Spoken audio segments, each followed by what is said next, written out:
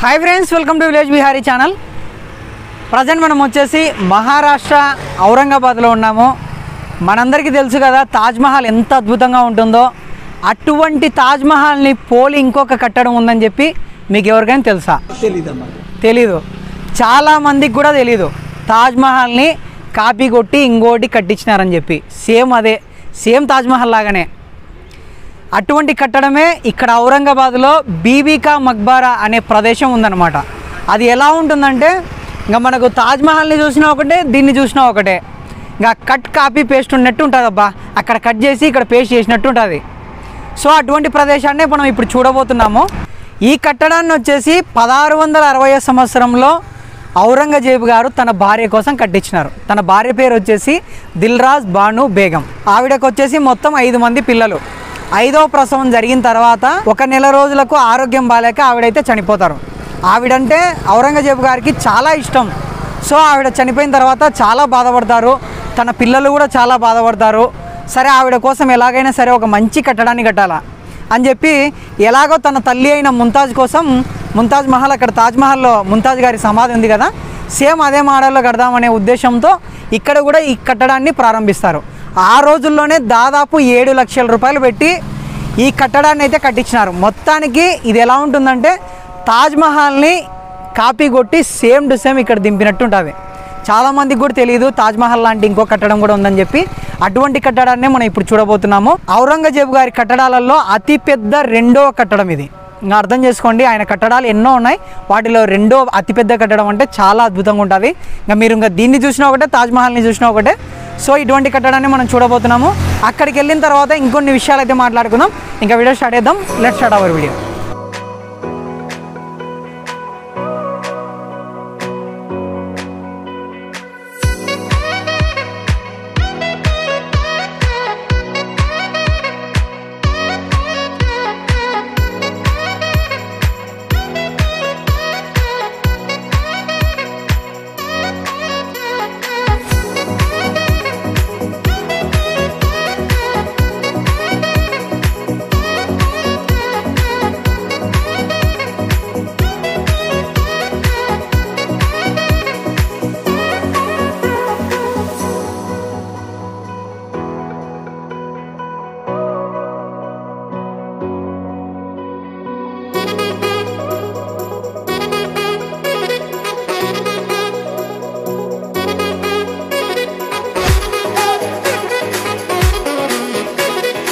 Friends, ticket ధర వచ్చేసి 25 రూపాయలు. ఇది మనకు టికెట్ రూపంలో ఇయ్యరు, ఒక కాయిన్ రూపంలో ఉంటుందన్నమాట.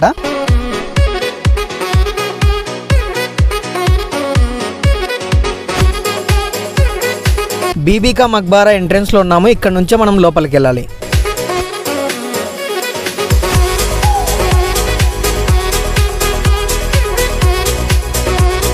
ఔరంగజేబు కట్టిన కట్టడాలలో అతిపెద్ద 2వ కట్టడం. అలాగే ఇక్కడ వచ్చేసి తాజ్మహల్తో పోల్చినప్పుడు వాస్తు శిల్పంపై పెద్దగా ఆసక్తి అయితే చూపించలేదన్నమాట ఈ కట్టడం మీద.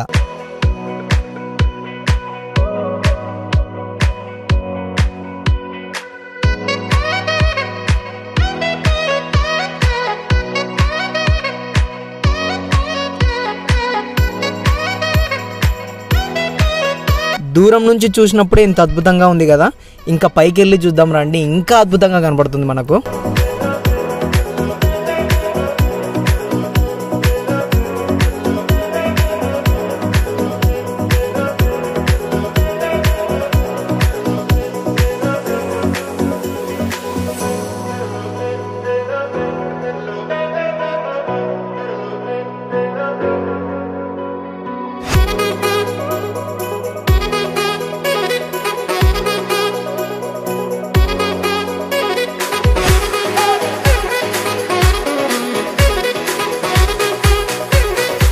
దగ్గరగా చూడండి మినార్లు ఎంత అద్భుతంగా ఉన్నాయో.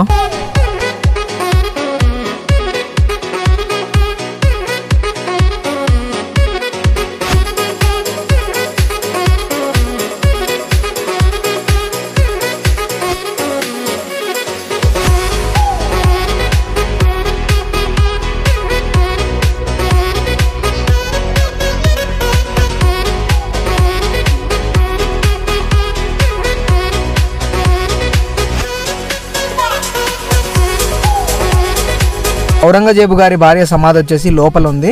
ఇక్కడ వీడియో కెమెరా అయితే అలో లేదు, కానీ మీకు లోపల ఎలా ఉంటుందో ఒక ఫోటో అయితే యాడ్ చేస్తాం, అది కూడా చూసేయండి. అలాగే ఇక్కడికి వచ్చిన వాళ్ళు కొన్ని కోరికలు కోరుకొని ఆ సమాధి మీద అయితే కొన్ని కాయిన్స్ అయితే వేస్తుంటారనమాట, వాళ్ళ కోరికలు నెరవేరడం కోసం.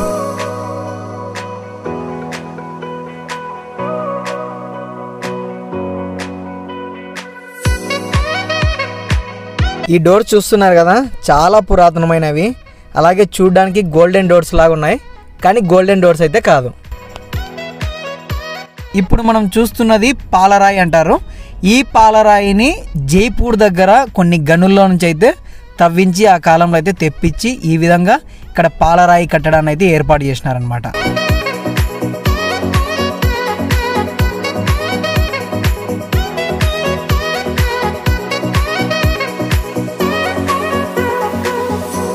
ఈ బీబీ కా మక్బారా 4 వైపులా కూడా ఓవరాల్ వ్యూ ఎలా ఉంటుందో ఒకసారి చూసేయండి.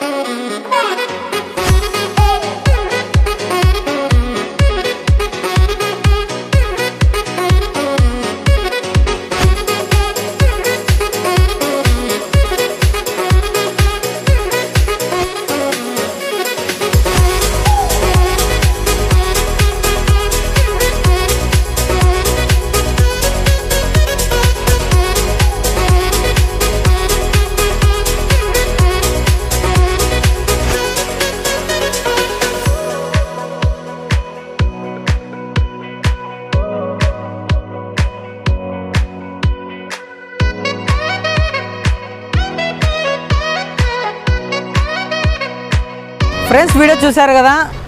మనం పుస్తకాల్లో చదువుకున్న ఔరంగజేబు కానీ లేదంటే ఇంకా శివాజీ గారి గురించి, అశోకుడు కానీ ఎటువంటివైనా సరే ఎంత దూరం ఉన్నా మేమైతే పోయి తీయడానికి ట్రై చేస్తాము.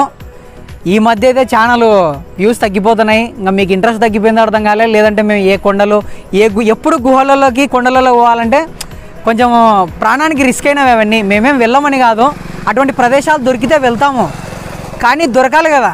ఇప్పుడు మన సైడ్ అంటే ఉన్నాయి, ఇప్పుడు మేము మహారాష్ట్రలో కూడా అడుగుతున్నాం చాలా చోట్ల కూడా. దొరికినప్పుడు ఖచ్చితంగా అటువంటి ప్రదేశాలను తీస్తాము. ప్రతిసారి రిస్క్ చేసి ఇంకా తీయాలంటే కష్టం. సో రిస్క్ చేసి ఉంటే ఖచ్చితంగా తీస్తాము. మీరు కూడా అర్థం చేసుకోండి, ఇటువంటి వీడియోస్ని కూడా సపోర్ట్ చేయండి. బాయ్ బాయ్, లవ్ అందరికీ. కెమెరామెన్ నరేంద్రతో మీ షాహిద్ బాయ్.